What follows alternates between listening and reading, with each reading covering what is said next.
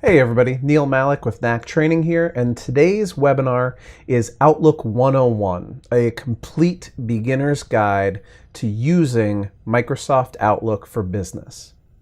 In today's session, we're going to go ahead and hit all of the major components of Microsoft Outlook on that fundamental level. We're not going to go too deep in the complex ideas, but I do want to make sure that each of the different important tools that are in the box are at your disposal and you feel comfortable leveraging them to solve different problems.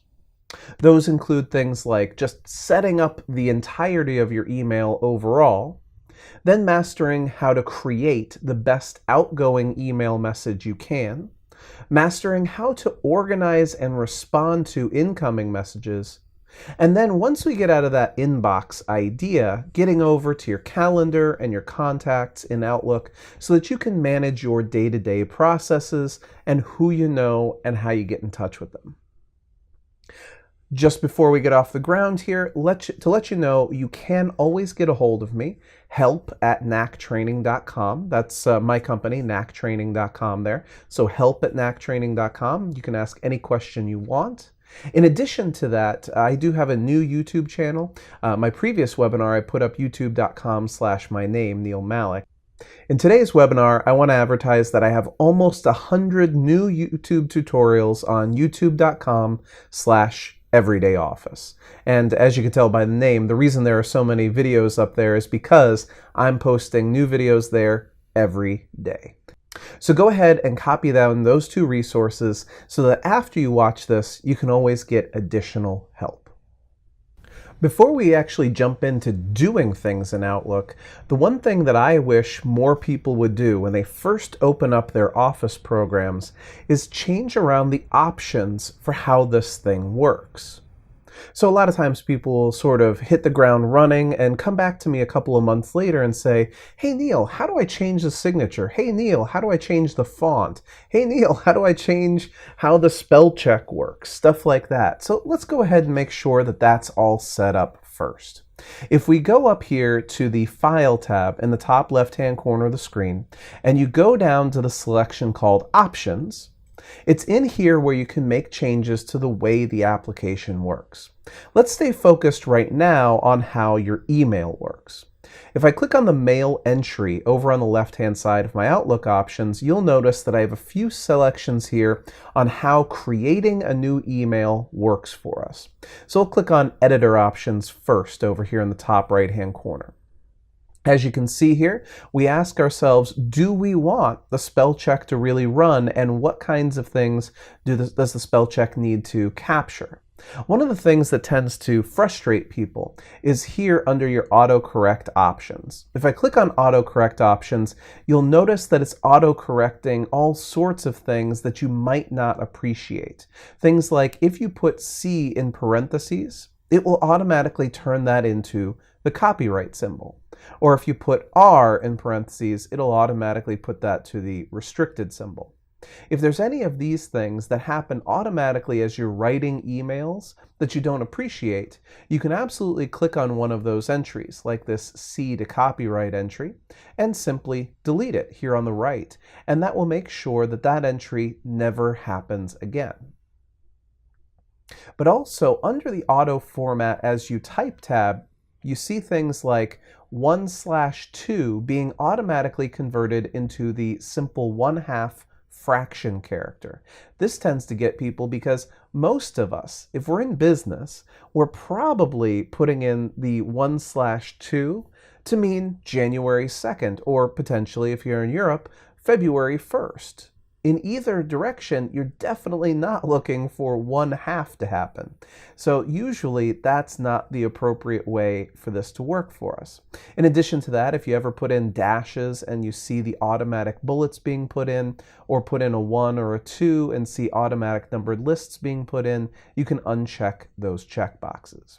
Now, besides your editor options that you see right there that we've just gone into, We also have this question of what signature are we going to use and what fonts are we going to use. If you click on the Signatures button here, you'll notice that not only is there a Signature tab, but there's also a Stationery tab side by side here. And the Stationery tab is this button right here, the Stationery and Fonts. So we'll want to set up at least one signature. To set up a signature, you simply click the New button and give it a good name. I'm going to call mine Standard, for example, and click OK. And perhaps for my standard signature, I'll put in Regards, Neil Malek, and then underneath that, I'll put in my company's web address and my YouTube channel.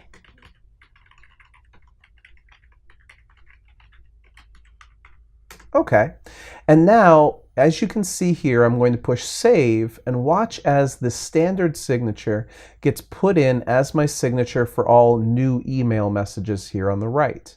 By default, however, there is no setup for replies. So maybe I'll go and click New and put in Light, because maybe I want to have a light version of the signature that does not include the web addresses. I'll click OK, and I'll simply put in Regards, Neil Malek. And then after I hit Save, I can tell the replies and forwards to always use my light signature, just like that.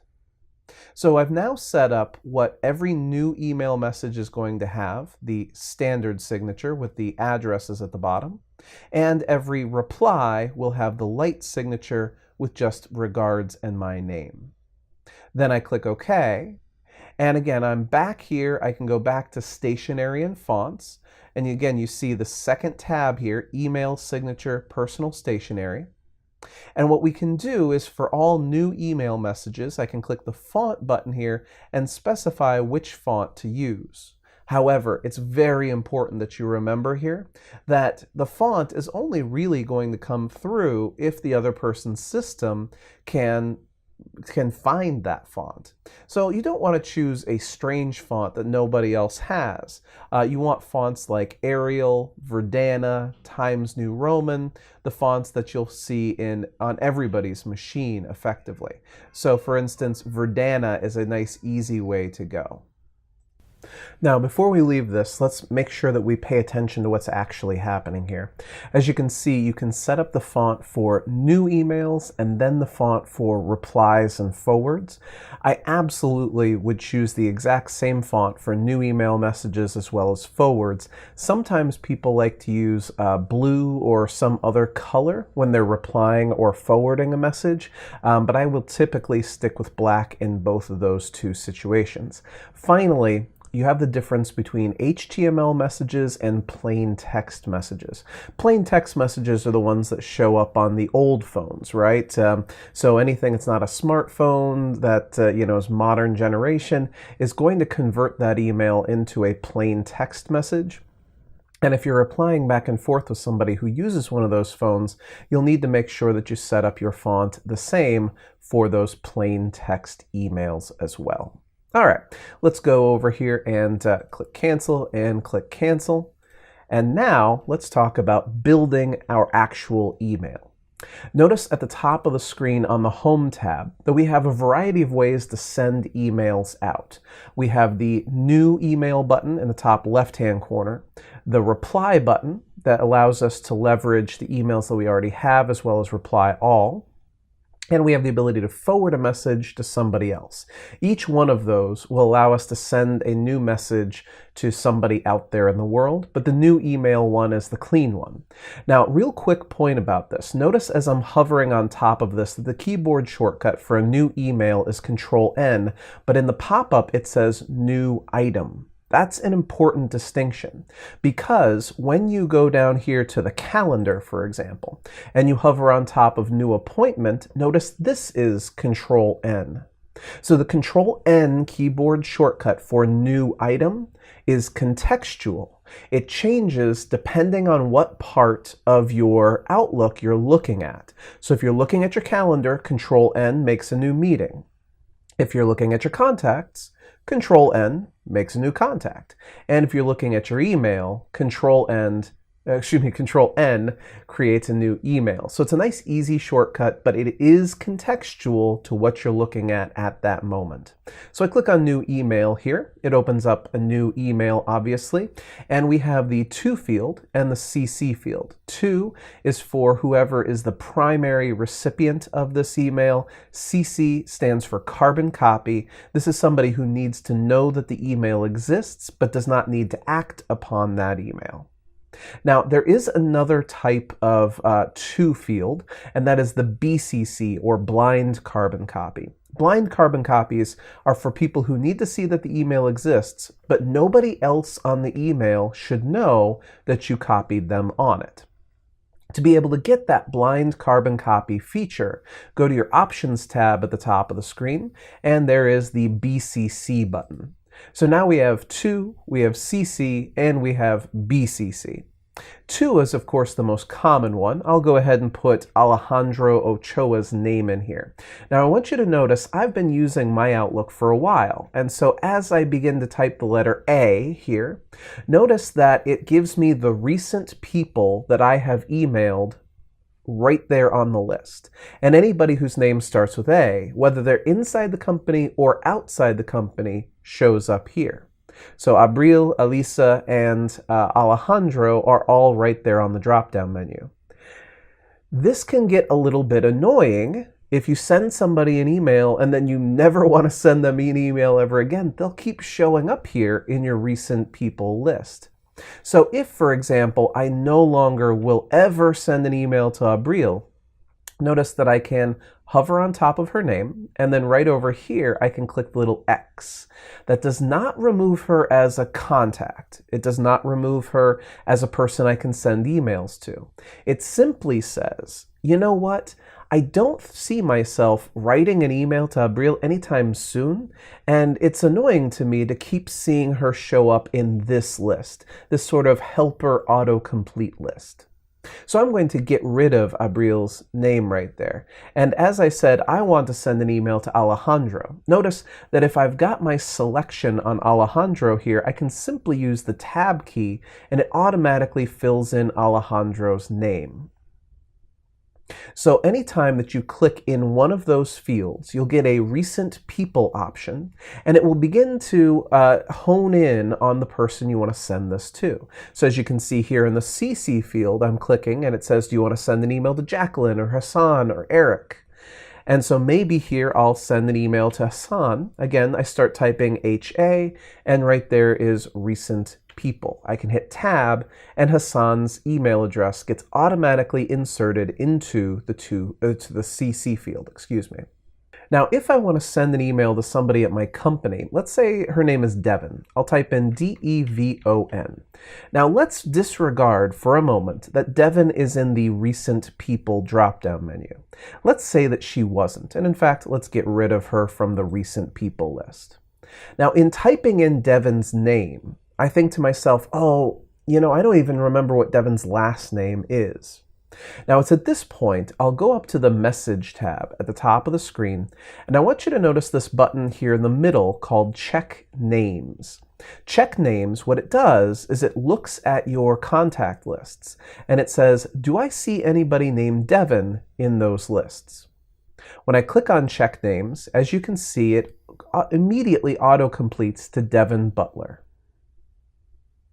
And so that check names feature is really nice for being able to figure out who it is you're trying to send an email to and automatically populating it here. Now, if there were two people with the same name and you weren't sure who you were going to send this to, it would give you a list of possible options. And then finally, let's go to the BCC field. I would only recommend the BCC field for those situations where you're sending an email and you need your boss or somebody to see that you're sending the email out, but they don't actually need to be part of the conversation. It's just for being able to cover yourself as far as this is something that I've done, you need to know that I did it, but nobody else needs to be part of the conversation. But if you click directly on any of these three buttons here on the left, you'll notice that it opens up the dialog box here that lets you look through your address list. This is everybody internal at your company. So there's Alejandro, and there are a bunch of your, these are a whole bunch of conference rooms. And then right down here is Devin, and Hassan, and Holly, and Jacqueline, and June, and Robin. And so let's say Robin is my boss. Notice I can select Robin's name here and then click the BCC button in order to add Robin's name to that field. And then I hit OK. Now, next up, subject line. It is in your best interest to make the subject line clear and direct. Very often people will use the subject line for sort of vague ideas. You want to make sure that people can see what the purpose of that email is as soon as they see the subject line, because very often they'll be coming back to it a couple of days later and they'll want to remember what to look for. So always use action words, always use the descriptions of the projects that we're involved in so that people can look for the item that is relevant. So here for the subject line, I might say something like input from client X about project Y moving forward. And then in the body of the email, you click into the body and you can say something like, hello, Alejandro, yada, yada, yada. And at that point, you have all the normal formatting tools at the top of your screen that you have at your disposal in Word, Excel, PowerPoint, etc. Now, let's say that these people are all internal, and I realize that my signature is the big, elaborate version of my signature. Watch how easy it is to convert this from my elaborate signature to my shorter signature. I'm going to put my mouse directly on the signature, right-click, and notice right there, my light signature that I created a moment ago. I click on light, and now it's the light version of the signature. If I think that was a mistake, I right-click on it and choose standard, and I've got the standard version of my signature coming back up again. And lastly, this is new in the later versions of Outlook. When I click on the Attach File button up here at the top of the screen, these files that show up right here, these are the last files I had open. So I was just emailing somebody some course descriptions and things about Microsoft OneNote. I was just emailing somebody some spreadsheets with data visualization information in it. And as you can see, these recent items are right there at our disposal. If what I'm looking for is none of these entries, I can always go down to the bottom to browse this PC and then find whatever file is relevant. So I'll go ahead and add this chat log. Okay, so there's my chat log, and then I push send. So your standard components in writing any new email are your two CC and BCC fields, your subject and your body, and then finally, whether you need any attachments to that file. Now, let's address what we're going to do with the incoming emails. The first thing you want to make sure of is that you have your views set up in Outlook correctly for your inbox. If you go to the View tab at the top of the screen, this is Microsoft's way of saying if you'd like to see your email differently, or in the calendar, if you'd like to see your calendar differently, or your contacts differently, let's go ahead and make those adjustments. Notice here on the View tab, let's begin on the far right-hand side with these Layout and Pane options over here.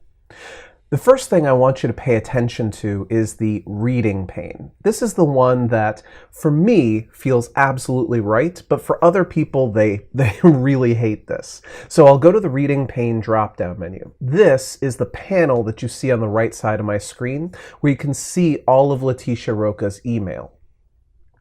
I like going left and right with the stream of the inbox on the left and your reading pane on the right-hand side as you see it right here. But other people prefer to make it top and bottom. Actually, my wife prefers this top and bottom view, where you're able to see the inbox up at the top of the screen and then an individual email down at the bottom of the screen. What's nice about this is that because you have more width on your screen, you have the ability to see more information about the emails that are in your inbox. Look how easy it is to see, everybody's names and the subject line and really almost the first paragraph of that email that came in. It's all right there easily for me. It has a lot of room to breathe. By switching it back over to the right-hand, left-hand view, you see that it's much more condensed. Now, I prefer this because what I like to be able to focus on is the actual email that's relevant to me, the one that I have selected at the moment, but it's up to you how you prefer to handle this. Now, lastly, some people like to put the reading pane off altogether, and when that happens, you'll notice that there is no more ability to just read the email. Instead, you have to go to any given email, double-click on it, and that opens the email in a separate window like this one. So I will always prefer the right-hand view, but feel free to play around with that as you see fit. Additionally, there's the folder pane. The folder pane is over there on the far left-hand side.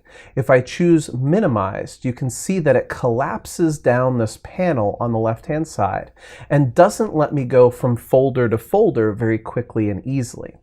Now, if you're not the sort of person who uses folders, sort of collapsing that folder pane makes a lot of sense. But I always leave it set to normal. The To-Do bar is the sort of thing that Microsoft played around with for a while, and they found that not a lot of people liked it. So as you can see here, it's turned off by default.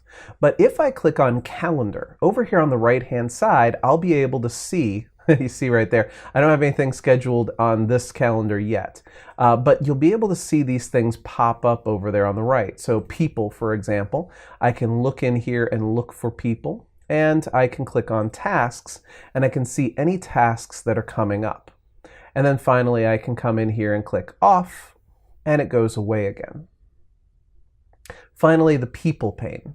Essentially what happens here is, let's say we have this email from Eric. Okay, I have had a lot of back and forth with Eric and I'd like to be able to pull that up at a moment's notice. By clicking on the people pane and turning it to normal, you're going to see a panel down here at the bottom show up. And it'll say, okay, right now you're having a conversation with Eric. Would you like to see any emails that are back and forth with Eric? Any attachments that are back and forth with Eric? Looks like my machine is taking a little while to load those up. If I have any meetings back and forth with Eric, those will show up right there. Let me go over here to June, see if she loads up a bit more. No, it's taking a little while, but you get the point here. Right now, at the bottom of the panel, I'll be able to see everything that I have going on with June, including, as you can see here, she's got this Excel file attached to this email. If I click on attachments on any email that June is related to, those attachments will all show up here. So it's a short circuit way of getting to all the information that's relevant about this person that you're interacting with. As you can see, mine's kind of turned off right now. So I'm going to go ahead and turn mine back off again. Now, the other thing that we have with regards to viewing this information is how the information gets stacked up here in the inbox itself. Notice that right now I have two groups. The two groups are the older group and the last week group. Now, as you use your inbox, you're going to have a today group, a tomorrow group, excuse me, not a tomorrow group, a yesterday group, a last week group, an older group, etc. And the idea here, as you can click on the View tab at the top of the screen, is that it's allowing you to show these by their dates.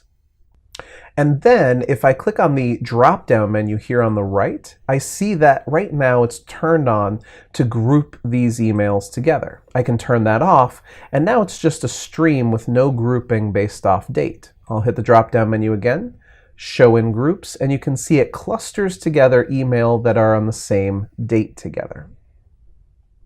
Another thing that clusters emails together, and you'll be able to see this on both Letitia's email and on Hassan's email down here. See those little arrows that show up right there? That is your conversation view.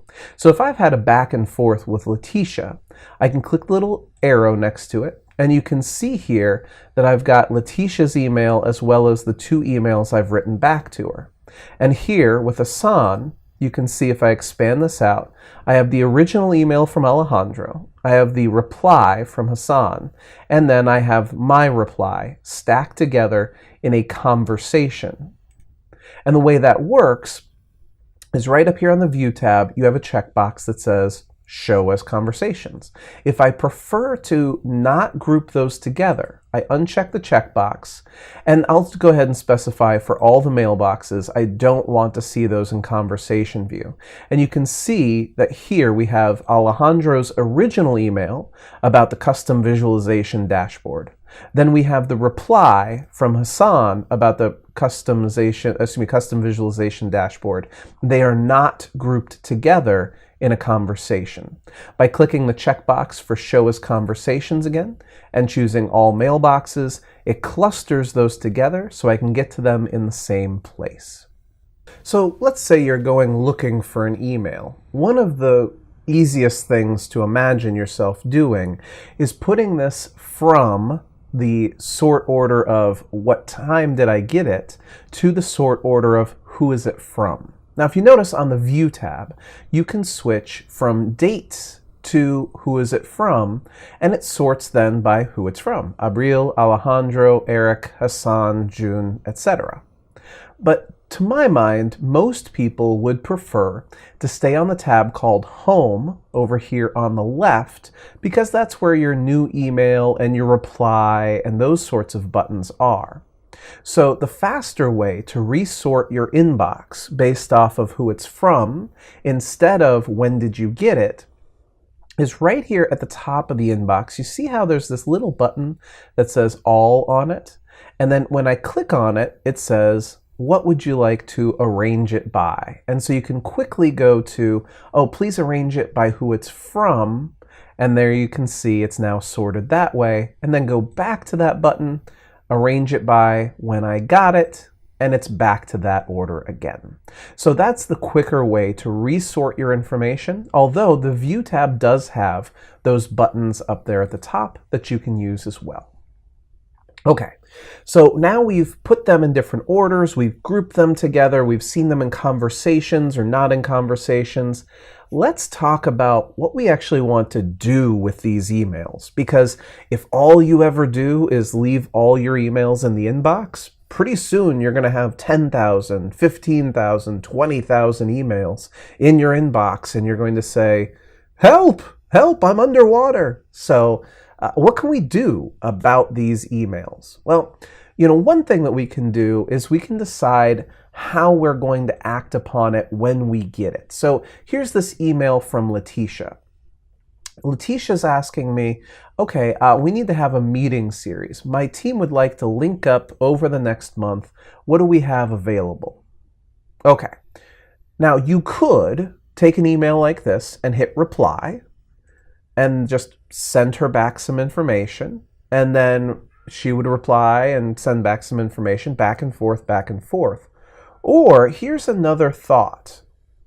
I'm going to go to this email from Letitia and I'm going to say, okay, next month to get on board, let me go ahead up here to the top, and you see this button, Reply with Meeting. So now with Reply with Meeting, I could take all the information that's in her email and put it directly into a meeting request. So you can see here, Letitia's on the meeting request. It says, where's this meeting going to be? I'll click on the room here, and I'll specify that it's in a particular conference room. It's at a specific date and time, maybe May 4th at 10 o'clock in the morning. And then I can put in any additional information here I want, but notice all the information in Letitia's email is sitting right here. And so I can now send this out, and it should become a meeting at this point. A lot of times that's what's important. The ability to say, oh, this shouldn't be an email anymore. Now it should be a meeting. So I'm going to reply with meeting out of this. Or here's another idea with that same basic principle. Let's say that you realize you want to reply to an email, and then this is what happens to almost everybody. they say to themselves, well, I don't want to delete that email just yet, but I probably will want to delete it a week from now. The problem is, and let's all be honest with ourselves, you'll never delete this email a week from now because it'll be 500 emails down in your inbox. You'll forget about it and you'll move on with your life. And again, the next thing you'll know, you have 10,000, 15,000, 20,000 emails in your inbox. So let me show you something that you could do instead. Under your inbox, you can create many different folders. Now, most people would go over to the inbox, right-click on the inbox and make a new folder, and they'd make folders for clients or projects or different things that are happening at their company. So let's say I make a folder for Project X, and then I'll also right-click here and make a folder for Project Y, right? So Project X and Project Y. And anything that comes in that's about Project X or Project Y, it makes a lot of sense to take this email from Michelle, right? It's about the video course about Adobe Acrobat. Let's say that's Project X. I could drag that email from Michelle into the Project X folder. Or this email here about data visualization tools. Well, that's probably Project Y. So I'll go ahead and drag that into Project Y. But what about these little emails? Can we talk? Are you available? Those sorts of things. Well, those I probably don't need to save for very long, but maybe it's got some important information. I need to hold on to it for a week or a month, those sorts of things. I'd recommend doing this. Right-click on your inbox, make a new folder, and let's call this one Short-Term Hold. And then watch what you can do. So you get this email from Michelle, and you want to reply to it, and then you immediately want to file this away into short-term hold so that you'll remember where it is so that you can get rid of it later, right? So here's what you can do. Instead of using reply, instead of using reply all, instead of using reply with meeting, right over here in the middle, there's this beautiful, beautiful set of tools called Quick Steps. If you've never seen this before, I want you to pay really close attention to this. Do you see here it says reply and delete? So this is a quick step that Microsoft made up for you for specifically this type of situation. A quick step, what it is basically a macro. It is a button that does a bunch of things for you anytime you press it, and you can make up your own. This is so useful. So let's say that something you've decided you're going to do a lot of is you are going to reply to an email and immediately file that away into the short-term hold folder because you don't feel comfortable deleting it just yet. You click on the Create New button here in Quick Steps, and you call this one Reply and Hold. And I'll click on Choose an Action, and you see right here what a quick step lets you do is specify the first thing you want to do. Well, the first thing I'd like to do is reply to that email. Then I'm going to click on Add an Action. After I reply to it, it should be marked as read. And then I'm going to click on Add an Action. And then I'm going to say, after that, I'm going to move it to a folder, and I'm going to specify the folder of Short-Term Hold. See what I've been able to do here? I now have one button that I can press called Reply and Hold that replies to the email, marks the email as read, and puts it in the short-term hold folder. So let's test this thing out. If you click Finish right here, you now have a button that if this email from Letitia requires a reply from you but doesn't really require a lot of long-term effort on your part, you should be able to click the Reply and Hold button up at the top of the screen. Should be able to reply to this email with a little bit of information. Hi, Letitia. Thank you. And hit Send. And as soon as I go back and look at my inbox, I see that the email from Letitia is no longer in there because it's been sent over to the short-term hold folder. The benefit here, let's just recap, because a lot of times people see these types of things and they're not sure why they would do them. So again, one more time for the recap.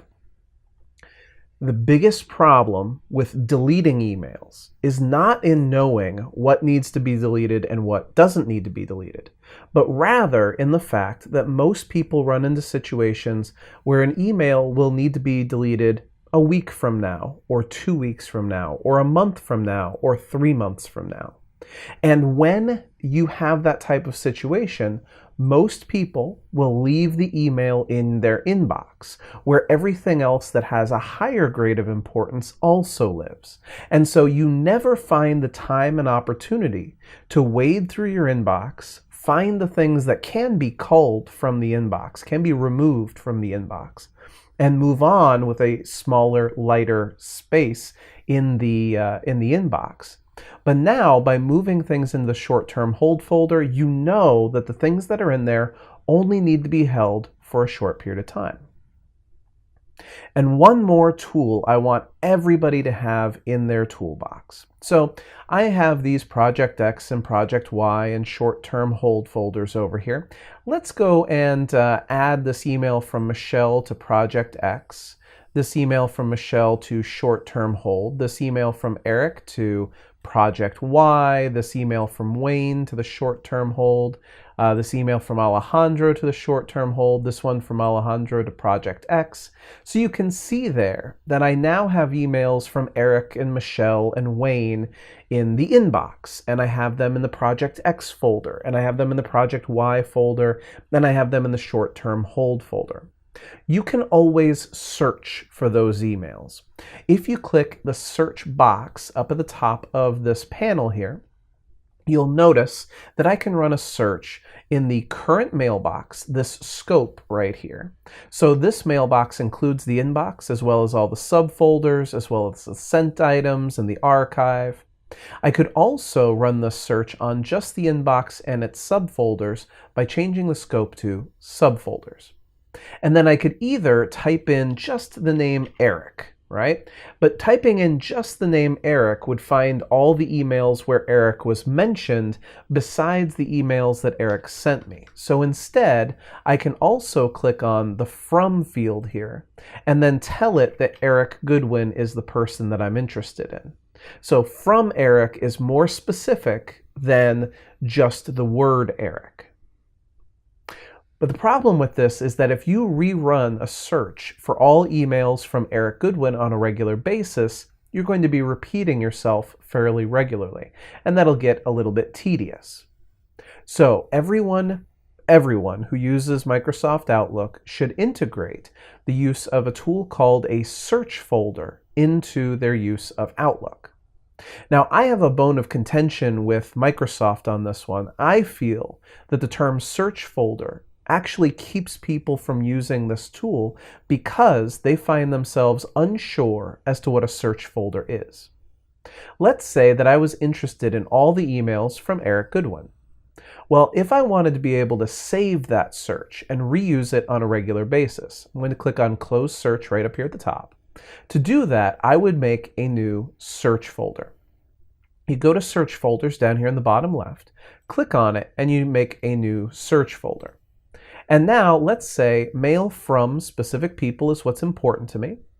I click on Choose and I tell it that eric.l.goodwin@gmx.com is the person who's of interest to me. Then click OK and click OK. And all the emails from Eric, whether they're in the inbox or whether they're in the Project Y subfolder, show up here with the search folder. Now, when Eric becomes a less important person in my day-to-day life, I can decide to get rid of the search for that email by right-clicking on it and choosing to delete this. Now, the problem that I have with the name is that most people see that this is called a search folder, and they see that the terminology says that you're deleting a folder, and they assume that the emails from Eric live in this search folder. But I have to repetitively tell the people in my classes, a search folder is not a folder. A search folder is nothing more than a saved search. That's why when I right-click on this search folder for emails from Eric, and I tell it to delete that, it says, you're going to be permanently deleting the search folder. The items will not be deleted, because even though here the warning message says that there are items contained in this folder, that's actually not true, because it is in fact not a folder. It's just a saved search. So then I click yes, and that search goes away. In the exact same way, let's say that my data visualization project is very important to me for the next 6 months. I simply go to my search folders and right-click on search folders, choose new search folder, and now I can run a search for, right down here, mail with specific words, then click choose and type in the word visualization. And then click add. And just like that, when I click OK, anything with the word visualization in it, let me click OK, immediately shows up in the search. As you can see here, I've got 2 emails in my inbox about visualizations. I've got one in the Project X subfolder about visualization, and I have several emails in my sent items about visualization as well. If someone were to send me a new email about visualization, it would also show up in the exact same place. And once again, right-clicking on that visualization search folder and telling it to delete the search will get rid of the search, but not the emails that the search brings up. Click yes, and I'm right back to having a normal inbox with normal subfolders, and all the visualization emails are still exactly where I left them. Search folders, aka saved searches, can be incredibly valuable for short-term, let's say 6 months to 18 months types of projects where certain things become important to you and you need those things to be immediately available. So let's talk about the calendar next. The first part of dealing with the calendar is always going to be the view of the calendar, because as you start adding stuff to the calendar, the only way you're going to be able to manage yourself is if you can figure out what you want to see and when you want to see it and how you want it presented to you. So when we go to the Home tab at the top of the screen, we start off with the standard views. The day view shows you, today's date. The work week view shows you the 5 days of this week. The week view, of course, Saturday and Sunday are included, and the month view. And notice as soon as we shift over to the month view, it goes to these bigger boxes, these smaller boxes where you can see the times when different things are happening in here, but they're not listed out hour by hour. Now, I'd like to present you with a different idea. So notice here we have day view, for example, and we can go to today's date and we can click on next 7 days and we can see how the next 7 days works. But I like to do the following. I like to go to the day view, and then over here on this little thumbnail over here on the left, this is the upcoming calendar. And let's say that I'm wondering about Wednesday. I'll click on Wednesday, May 2nd here. So as you can see, Wednesday, May 2nd is now the date that's showing up right there in my calendar. And now what I'm going to do is this. I'm going to hold the Control key down and I'm going to click on Friday the 4th. Do you see what happens there? By holding the Control key and clicking on a second day. So now we have the 2nd, May 2nd, and the 4th, Friday, May 4th, side by side. And if I hold down the Control key, I can also click on Tuesday the 8th and Tuesday the 15th. So right there, if I wanted to see Wednesday the 2nd, Friday the 4th, Tuesday the 8th, and Tuesday the 15th side by side, all I have to do is start off with the day view and then click on the additional days I want while holding the Control key down. So most people, I think, will probably work day to day with their work week view open, with their month view open, or with their day view open, depending on how much is going on at a given point in time. Now let's talk about scheduling stuff. So we're talking about Wednesday, May 2nd. I'll go here to 1 o'clock in the afternoon on Wednesday, May 2nd. And if I double click on 1 o'clock in the afternoon, you can see here a new dialog box opens and it says I'm making a new appointment. A quick point about this. An appointment is an item on your calendar that doesn't have anybody else invited to it. So by clicking on the button here for invite attendees, I can quickly turn this into a meeting. Notice right up here at the top it says it's a meeting now. I can go to the to field and, maybe I'll add Alejandro to the to field, maybe I'll add Jacqueline to the to field, and maybe I'll add Ravi to the to field. Now, at this point in the process, if I'm talking about Wednesday, May 2nd at 1 o'clock in the afternoon, I'm actually not sure whether everybody can come or not. If I click up here on the Scheduling Assistant button, you'll notice that it shows me that there's me, there's Alejandro, and there's Jacqueline. And you can see here that the 1 o'clock to, let's say, 2 o'clock, see there, I can just pull that out right there, window for the three of us is completely open. I'm okay. But notice here, Ravi is not in our company. And as I look across, you can see here I have no information. So if you have somebody at another company, they're probably not going to share their availability with you in the same way that people internally at your company will share their availability. So notice there's the Scheduling Assistant. You can just switch back and forth between the Appointment view, which allows you to fill out the details, and the Scheduling Assistant view, which allows you to see whether people can come or not. Subject line, again, as we discussed earlier, should be very clear and to the point. So maybe this is a new client onboarding meeting. Location. If this location is at your company and it's in a conference room that you normally schedule, you're always going to want to click in the location field and not type in here, but rather click the rooms button over here on the right-hand side. Now, obviously, if this is at your client's location, if it's at a Starbucks or something like that, you're not going to have those rooms listed in here. But your company will have their conference rooms listed here in the rooms button. And as you can see here, there we go. There are all my different conference rooms, and let's say we're going to have this in the Ohio conference room right there. Just double click on it, it adds it to the rooms field, and I want you to notice what happens next. When I click the OK button, notice that the room right here, the Ohio conference room, gets put into the to field. And in addition to that, I can click on my Scheduling Assistant right up here, and I can see whether the Ohio conference room is available for that window of time. So at your company, your conference rooms almost certainly will be treated basically the same way that your people are. It'll show what their availability is on the calendar, and when I send this out, the Ohio conference room's calendar will accept my meeting for me.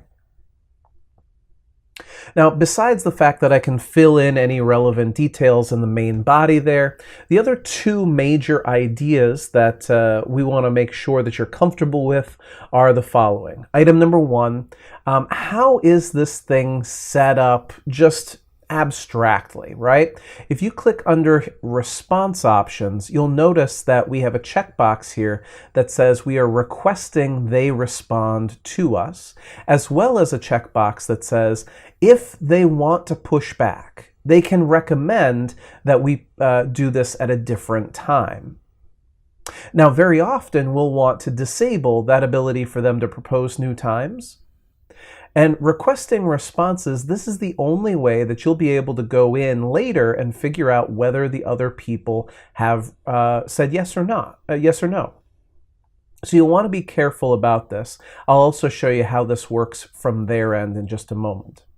And the other part here, show as busy on your calendar versus tentative versus free.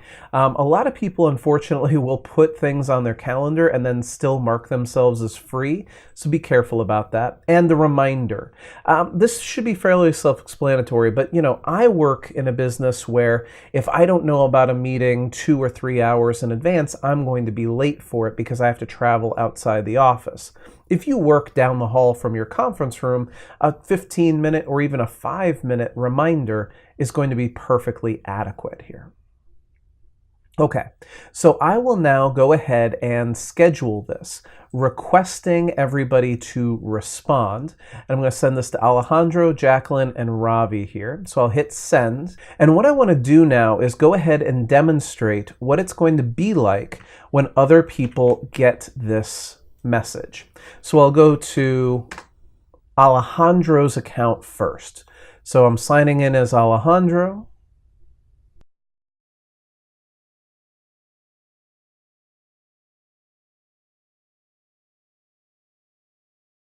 So here's the meeting from Neil, sent to Alejandro, about the new client onboarding meeting. And Alejandro is definitely going to go, so I'm going to click on Accept here. Now, I want you to notice that after you choose Accept, you have three different possibilities. Send the response now here in the middle versus don't send the response. And then if you do want to send a response, you could decide to edit the response before you send it out. So let's go ahead and say, yes, I want to accept it and I want to send the response. Okay. Now I'm going to log in as Jacqueline instead. Okay, so now I'm being Jacqueline, and Jacqueline gets this email from Neil, and Jacqueline would like to accept it, but she chooses not to send the response back.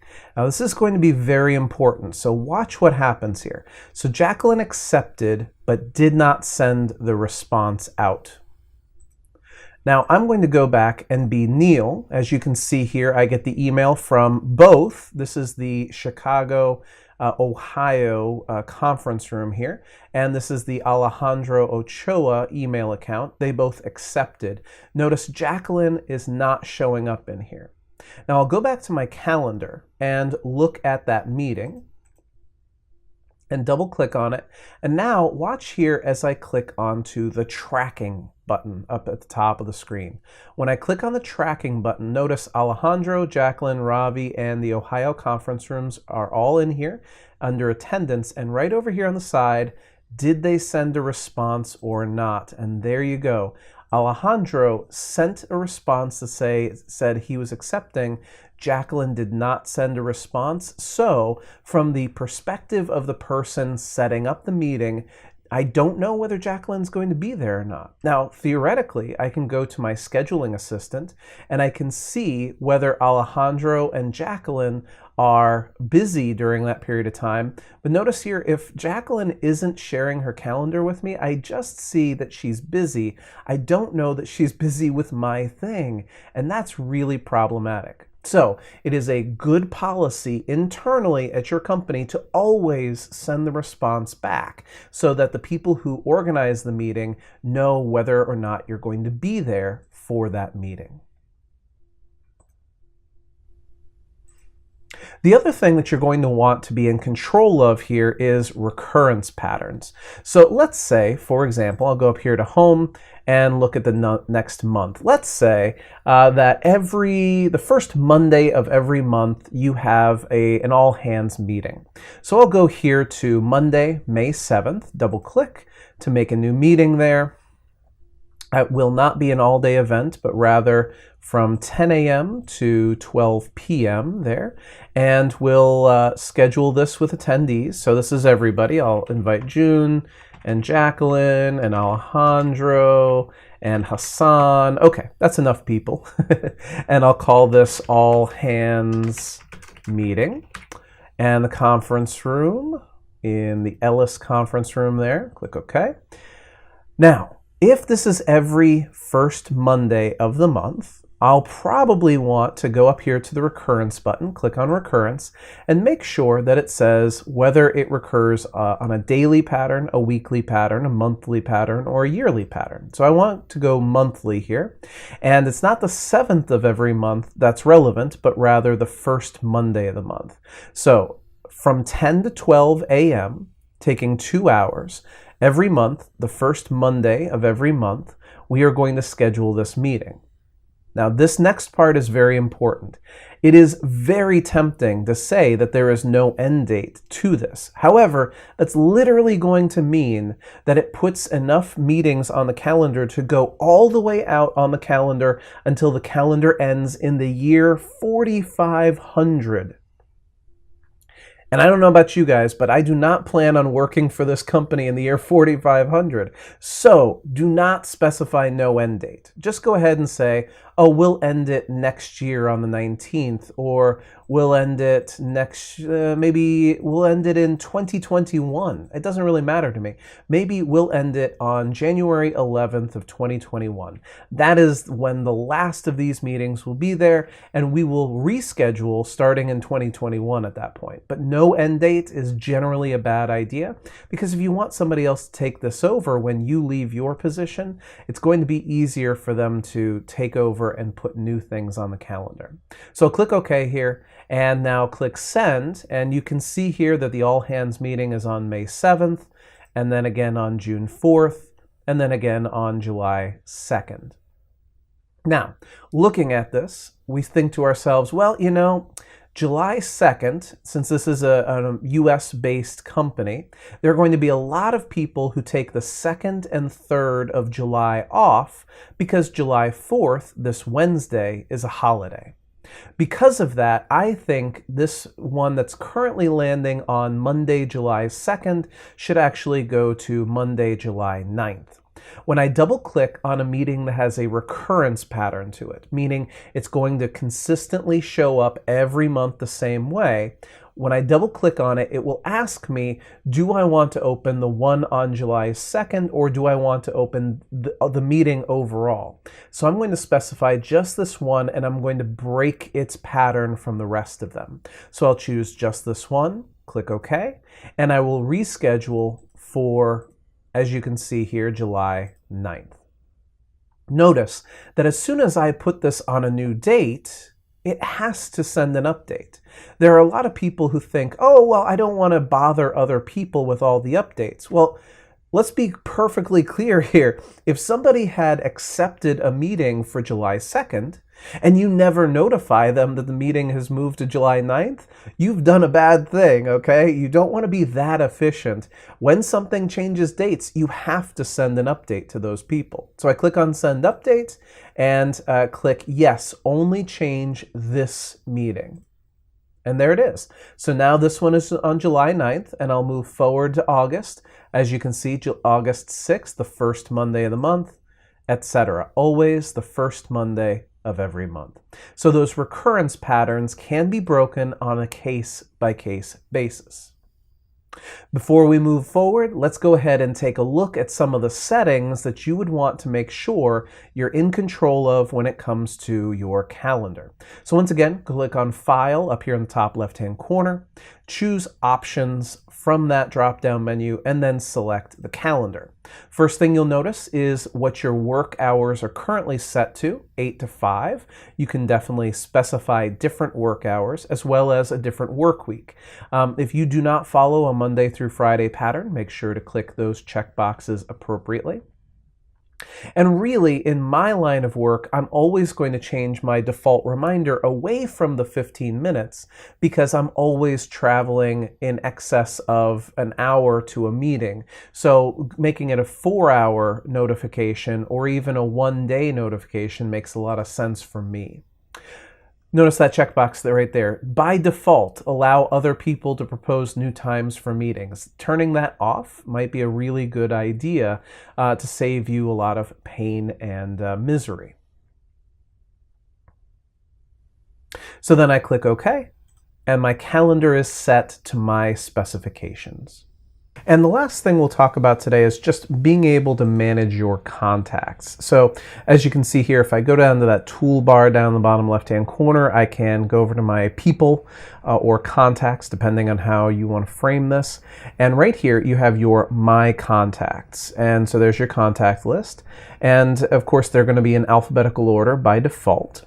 And notice up here on the Home tab, we have different views that we can use. So if you prefer business card view, where we can see headshots if we have them. And we put them in alphabetical order, but now we see sort of the snapshot of that person's information as much as we have. If all we have is their email address, that's all we have. Notice the card view takes their images off because most people don't actually take headshots of their contacts. You can see in here the different pieces of information that they would hold. Or phone, as you can see here, if you have phone numbers, they would be listed in here in these columns. and then list view, being able to switch this up and present it in different ways. So let's start off with putting new people onto the contact list. If we go to the Home tab at the top of the screen, we can click on New Contact. I can come up with Joe Smith from Smith Inc., and he's the CEO of Smith Inc., and his email address is jsmith@smith.com. Okay. And then we would just be able to put any other relevant information we want into the fields as you see them. Now, one quick point about this. If you know somebody who you want to be able to connect with via multiple email addresses, notice here the email button has a little drop-down menu next to it, and you can switch between email and email to. And so if I go to email to here, maybe it's joesmith@gmail.com.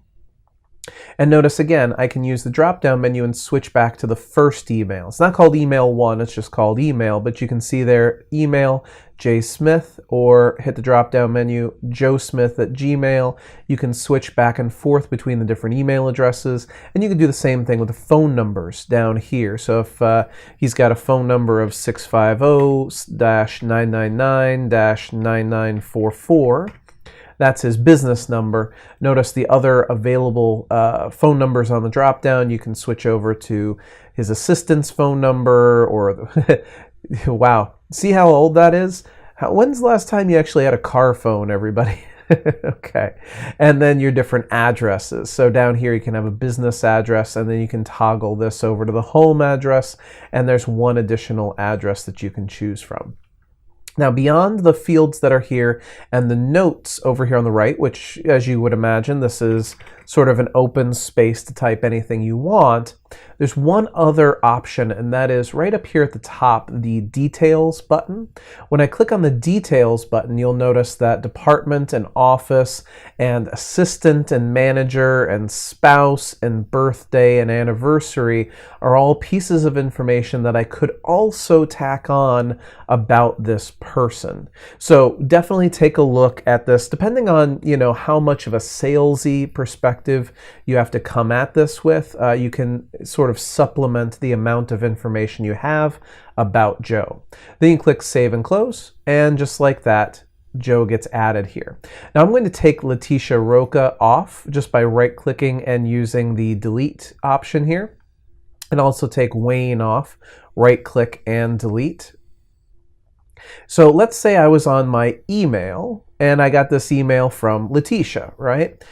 Very easy to do here. All we have to do is come over here to Letitia's name, and then if I right-click on Letitia's name, you have add to the contacts right there, just like so. And then Letitia's name gets dropped into the full name box. Her email address gets put in here, etc. I can save and close. And now Letitia is saved as a contact. And again, I can see that over here on my contact lists. There's Letitia Roca. Now let's go ahead and make a contact group. So a contact group, a new contact group right here. Notice here that we have new group and we have new contact group. So new group is an Office 365 thing. You want to be careful about using this. We can't really spend too much time on this today, but the basic premise here is making the new group option means that you're actually creating a SharePoint site and Teams workspace and other things for this group of people. If all you really want is a group of people that you can send an email to, do not use the new group option over here in the middle. Definitely take an opportunity and learn more about the Office 365 group before using this button over here on the left. If you don't have Office 365 like I do, then you won't even have this button. You won't have to worry about it. Okay, so we're going to go to New Contact Group here. And in this box that opens up, we give the contact group a name. So maybe this is, let's call this Project X Participants or something like that.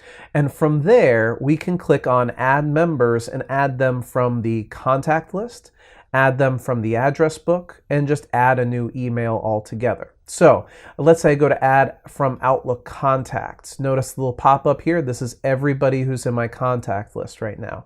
Abril and Elisa and everybody else. So I'll go in here and say Ivan is part of this group. Click on members. And now Ivan, click OK, is part of the contact group. I can click on add members and add from the address book. Notice these are people inside my company like Alejandro. I'll add him to the members. And then if there's another person who's not in any of those, I can just go here to new email contact and put in Rachel Adams. And that's radams@contoso.com. And then click OK. So Alejandro's at my company. He was already in the address book. Ivan is outside my company. He was already in my contacts. And Rachel was not in either of those two. I was just able to click on new email contact and add that. So then I hit save and close. And now I have Project X participants here in my contact list as well. When I open that up, I can always add more people to this, and I can also always click on email or meeting from here directly to schedule a meeting or write an email to these people. Now, the other way to use this is if I go back to my email and I write a new email message. Well, I've got Joe Smith, right? So I could put in Joe Smith, and notice here Joe Smith is a recent contact that I've added. If I hit the check names button right here, notice because I added 2 email addresses for Joe Smith, that the dialog box comes up and says, oh, do you mean jsmith@smith.com or do you mean joesmith@gmail.com? Which of these two do you want to send it to? Oh, I want to send it to his work email, jsmith@smith.com, and click OK.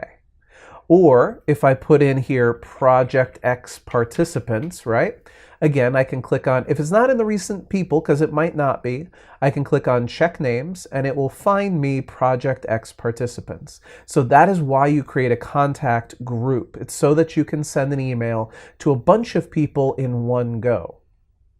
Also notice, though, that this contact group has a little plus sign next to it. And if I click on that plus sign, I'm going to expand this list out, click OK there, and Alejandro, Ivan, and Rachel all get dropped onto my to field, just like that. So again, one more time, if I type in Project X and I click on check names, it gives me the Project X participants group.